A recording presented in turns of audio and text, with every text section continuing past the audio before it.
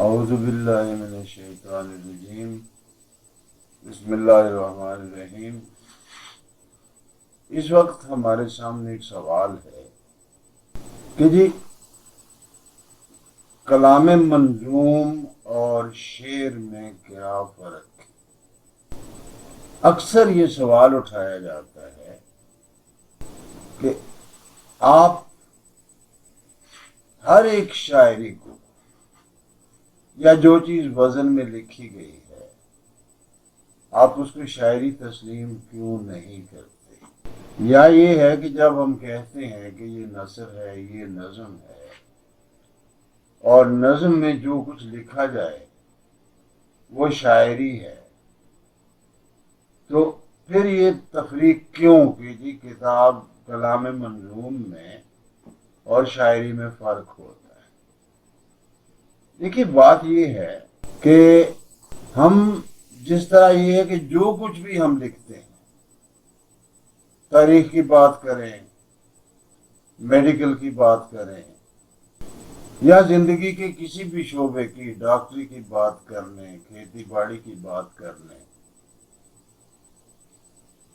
کاروبار کی بات کر لیں، تو وہ تحریریں تو ہیں، لیکن کیا وہ ادب ہے؟ بس یہی بات ہے جو وہاں بھی لاگو ہوتی ہے کہ ایک چیز کسی وزن میں، کسی بحر میں کہہ دی گئی، اس کو ردیف دے دی گئی، قافیہ دے دیا گیا، یا کسی صنف میں بھی اس کو لے آیا گیا کہ یہ مخمس ہے، مسدس ہے، وغیرہ وغیرہ، تو پھر وہ شعر کیوں نہیں ہے؟ اصل میں بات یہ ہے کہ ہم شاعری کرتے کیوں؟ شاعری نام کس چیز کا ہے؟ شاعری نام ہے ہمارے احساسات کی ترسیل کا، شاعری نام ہے کسی سچویشن کو محسوس کرنے کا اور کروانے کا، اور شاعری نام ہے کہ اپنے کسی بھی اچھے برے جذبے کا ادراک کروانے کا، اور شاعری نام ہے اپنی بات میں تاثیر پیدا کرنے کا۔ شعر کے اور بھی بہت سارے مناسب ہیں۔ شعر صرف اس لیے نہیں ہوتا کہ اس کو گنگنا لیا گیا یا گا لیا گیا، اس کے گنگنانے کے لیے یا اس کو گانے کے لیے بھی کوئی نہ کوئی تحریک تو چاہیے نا۔ یار ایک چیز گائی جا رہی ہے تو اس میں ایسا کیا ہے کہ جسے گایا جا رہا ہے؟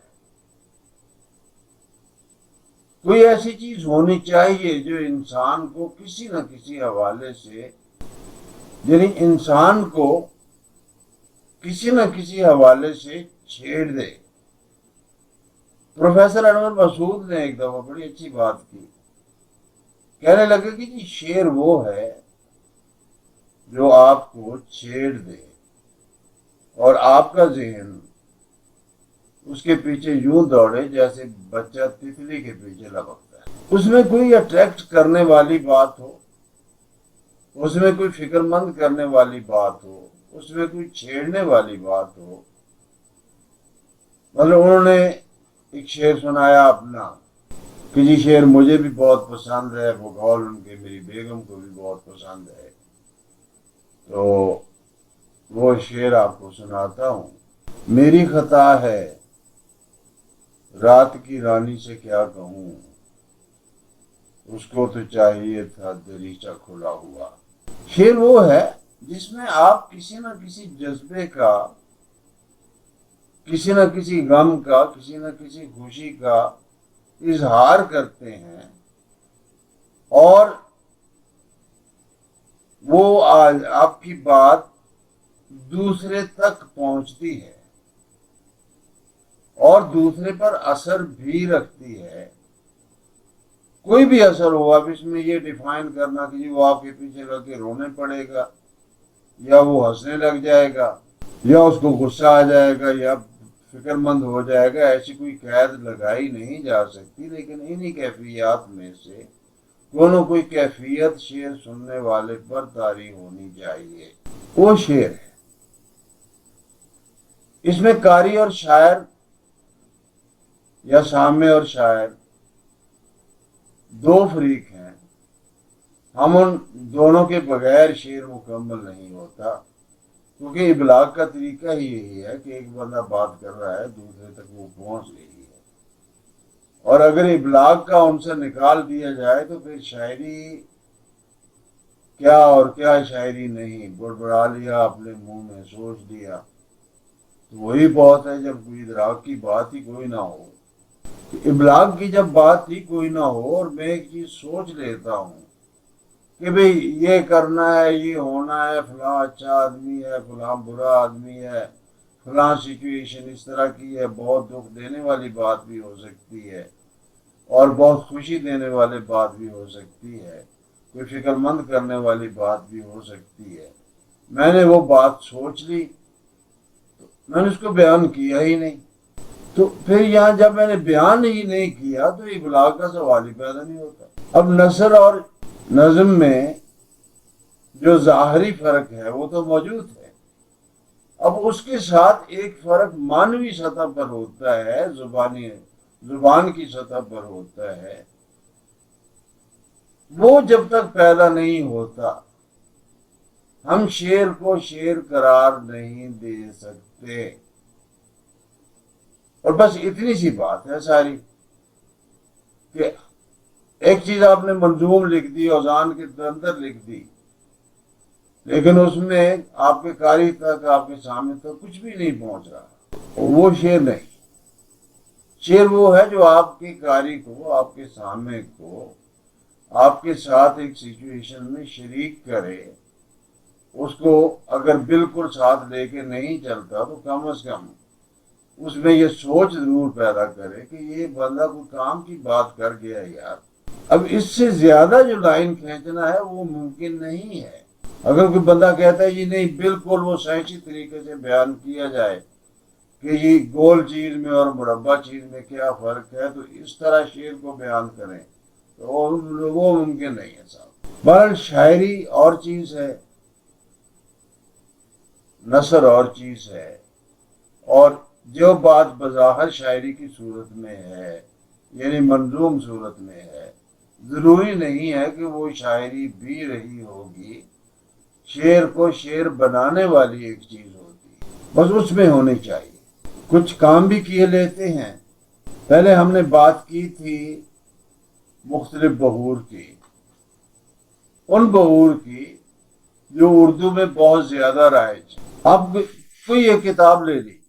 کوئی 2 کتاب میں، 3 کتاب میں، ان میں سے کوئی 5 6 اشعار آپ ان میں منتخب کیجیے اور ان کی تحقیق کیجیے،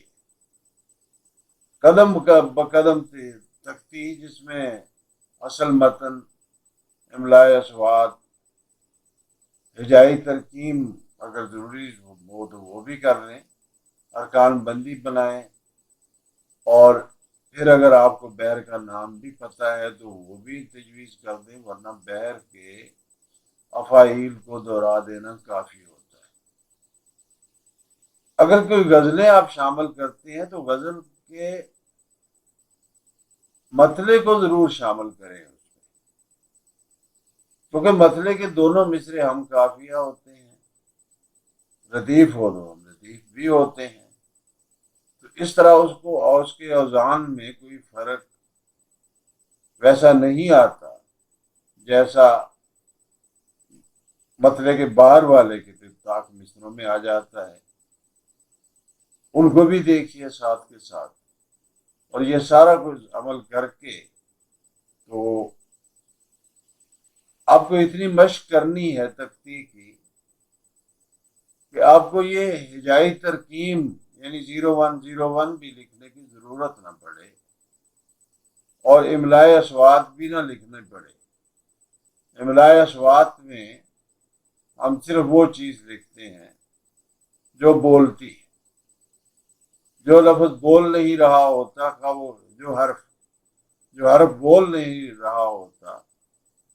وہ مانوی سطح پہ کتنا بھی اہم ہو، املائے اصوات میں اس کو نہیں لکھا جاتا۔ یہ باتیں پہلے بیان ہو چکی ہیں، مزید گفتگو انشاءاللہ آگے چلائیں گے، فی الوقت اتنا ہی ہے، دعاؤں میں یاد رکھیں۔